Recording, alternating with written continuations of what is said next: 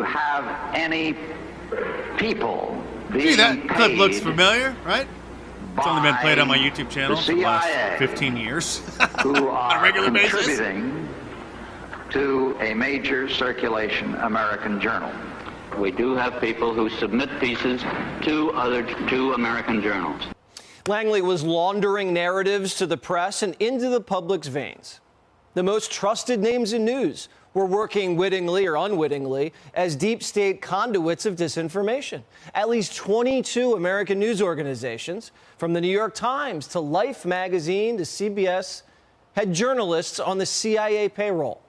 At CBS, we had been contacted by the CIA. As a matter of fact, by the time I became the head of the whole news and public affairs operation in 1954, ships had been established, and I was told about them and asked if I'd carry on with them.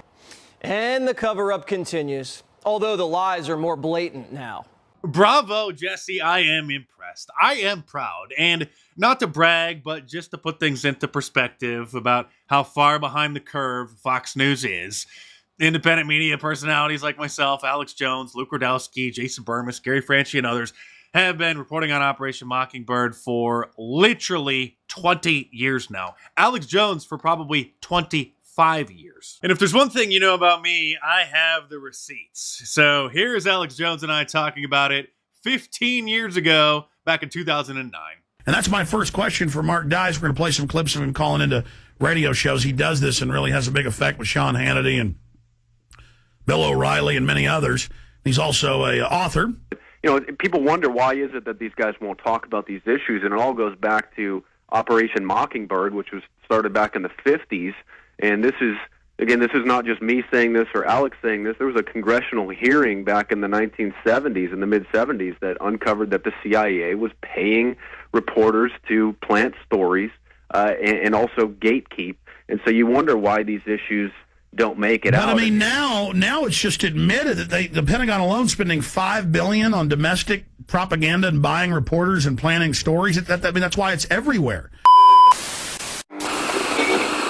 Sharing of biased and false news has become all too common on social media. The sharing of biased and false news has become all too common on social media. More alarming, some media outlets publish things aren't true without checking facts first. This is extremely dangerous to our democracy. This is extremely dangerous to our democracy. Governments have always had a twitchy trigger finger when it comes to wielding the shiny weapon of mass psyops. Beginning in the 1950s, the CIA began to hire and contract students and people in the media to write false stories or embellish stories to favor the U.S. government. Massive amounts of propaganda were funded using fake companies during the 60s to control the awakening student population. CBS News, without any flowers in its hair, is in San Francisco because this city has gained the reputation of being the hippie capital of the world. People think of newspapers as institutions.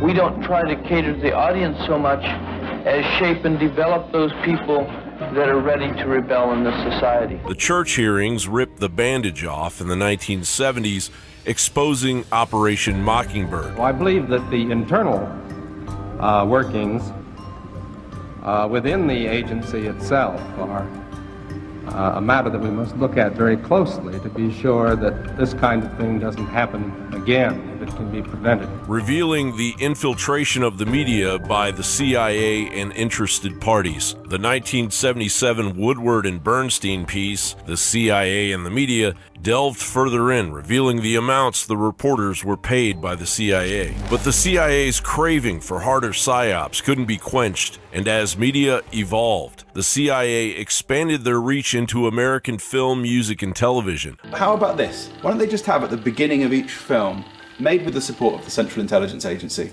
let's see how long the practice lasts then. Because it won't.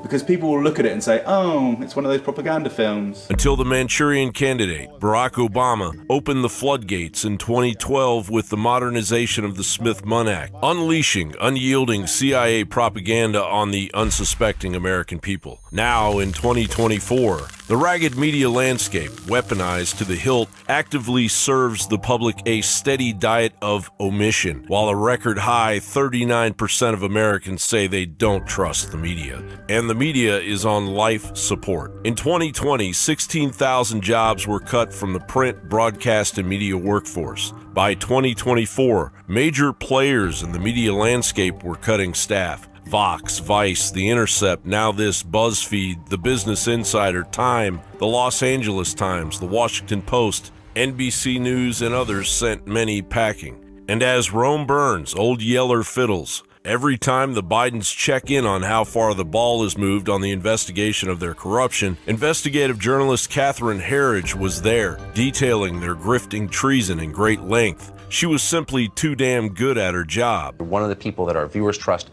one of the people who I trust to unravel what's happening, particularly when it's complex. I just feel a lot of concern that 2024 may be the year of a black swan event. Her firing reveals that America is experiencing historic communist-level censorship. According to Jonathan Turley, CBS reportedly seized all of her belongings, including files, computers, and most importantly, information on privileged sources. A former CBS manager said that he had never heard of anything like this. He said the holding of the material was outrageous and clearly endangered confidential sources, according to Jonathan Turley. When the FCC was developed back in the 30s, the core concept was diverse ownership.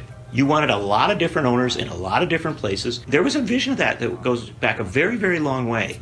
This assaults that vision. It basically says, no.